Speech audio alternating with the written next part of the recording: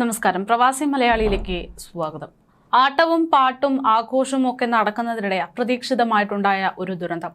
184 പേർ മരണപ്പെട്ടിരിക്കുന്നു എന്നുള്ള റിപ്പോർട്ടാണ് പുറത്തു വന്നിരിക്കുന്നത്. കഴിഞ്ഞ ദിവസം മനുഷ്യ മനസാക്ഷിയെ ഒന്നടങ്കം ഞെട്ടിപ്പിച്ചുകൊണ്ടാണ് ഡൊമിനിക്കൽ റിപ്പബ്ലിക്കിൽ നിന്ന് ഈ ഒരു വാർത്ത പുറത്തു വന്നത്. ഡൊമിനിക്കൽ റിപ്പബ്ലിക്കിലെ പ്രശസ്ത നിഷ ക്ലബിന്റെ മേൽക്കൂര തകർന്നു വീണാണ് അപകടമുണ്ടായത്. അപകടത്തിൽ 184-ലധികം ആളുകൾ മരണപ്പെട്ടു എന്നാണ് റിപ്പോർട്ട്.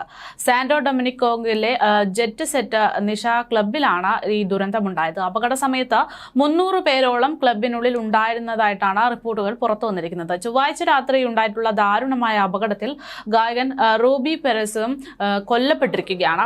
റൂബിയാണ് അപകട ദിവസം സംഗീത നിശ നടത്തിയിരുന്നത് എന്നാണ് വിവരം. സുനാമിയെ അടിച്ചതുപോലെയുള്ള അങ്ങനെ കരുതുന്ന ഒരു അപകടമാണ് ഉണ്ടായതെന്നത് ഇതിൽ നിന്ന് രക്ഷപ്പെട്ട ആളുകളൊക്കെ പ്രാദേശിക വാർത്താ ചാനലുകളോടൊക്കെ പ്രതികരിച്ചിട്ടുണ്ട്. മേൽക്കൂരയിൽ നിന്നുള്ള പൊടി കഴിച്ചുകൊണ്ടിരിക്കുന്ന മദ്യത്തിലേക്ക് വീണപ്പോഴാണ് മുകളിലേക്ക് നോക്കിയതെന്നും തൊട്ടു പിന്നാലെ ഒരു കല്ല് ടേബിളിൽ വീഴുന്നതാണ് കണ്ടതെന്നും നേരം കളയാതെ പുറത്തേക്ക് ചാടിയത് കൊണ്ട് താൻ രക്ഷപ്പെട്ടു എന്നാണ് ഈ രക്ഷപ്പെട്ട ആൾ വ്യക്തമാക്കുന്നത്. വലിയ ഭൂമി കുലുക്കം പോലെയാണ് അവിടെ അനുഭവപ്പെട്ടതെന്നും പിന്നാലെ മേൽക്കൂര ഇടിഞ്ഞു വീഴുകയാണ് ഉണ്ടായതെന്നും പലരും പറയുന്നുണ്ട്.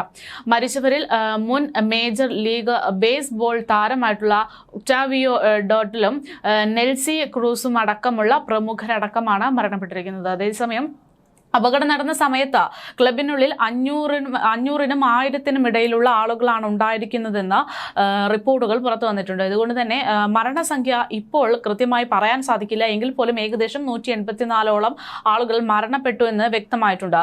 കരീബിയൻ രാജ്യം കണ്ട പതിറ്റാണ്ടുകളിലെ ഏറ്റവും വലിയ ദുരന്തമാണ് ഇവിടെ സംഭവിച്ചതെന്നാണ് പറയുന്നത്. എന്തായാലും അപകട മേഖലയിലുള്ള തിരച്ചിലുകൾ അത് ഇപ്പോൾ ഏറെക്കുറെ അവസാനിപ്പിച്ചിരിക്കുന്നു എന്നാണ് അധികൃതർ നൽകുന്ന സൂചന.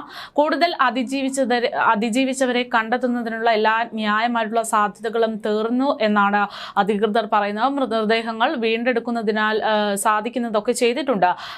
ആ ഒരു ഓപ്പറേഷൻ കഴിയുന്നതിൽ പരമാവധി ചെയ്തു. ഇനി ഈ ഒരു തെരച്ചിൽ അവസാനിപ്പിക്കുകയാണ് എന്നതൊക്കെയാണ് അധികൃതർ പറയുന്നത്. കാണാതായവരുടെ ബന്ധുക്കൾ ബുധനാഴ്ചയും തകർന്ന ക്ലബിന് പുറത്ത് വന്നു നിൽക്കുന്ന കാഴ്ചകളാണ് ഇപ്പോൾ സമൂഹ മാധ്യമങ്ങൾ നിറയെ. ആശുപത്രികളിലും ക്ലബിന് പുറത്തുമൊക്കെ വന്ന് മോർച്ചറിയുടെ പുറത്തൊക്കെ വന്ന് തങ്ങളുടെ പ്രിയപ്പെട്ടവരുണ്ടോ എന്നുള്ള അന്വേഷണത്തിനായി നിൽക്കുന്ന ഒരു കാഴ്ച തന്നെയാണ്.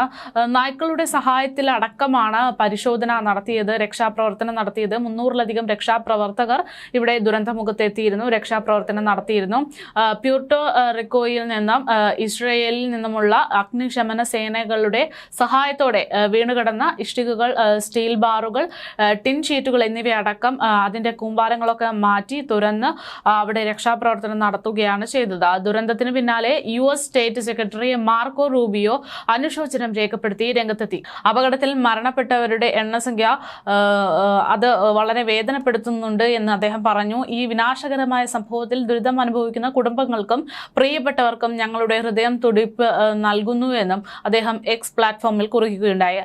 ഫ്രാൻസിസ് മാർപ്പാപ്പയും ഈ ഒരു ദുരന്തത്തിന് പിന്നാലെ അനുശോചനം രേഖപ്പെടുത്തി രംഗത്തെത്തിയിട്ടുണ്ട്. ചൊവ്വാഴ്ച പ്രാദേശിക സമയം ഏകദേശം പുലർച്ചെ 12:44 ഈ ദുരന്തമുണ്ടായത് എന്നാണ് റിപ്പോർട്ടുകൾ പുറത്തുവന്നത്. ക്ലബിൽ ഏകദേശം 500-നും 1000-നും ഇടയിൽ ആളുകൾ ഉണ്ടായിരുന്നു എന്നാണ് പ്രാദേശിക മാധ്യമങ്ങൾ റിപ്പോർട്ട് ചെയ്യുന്നത്.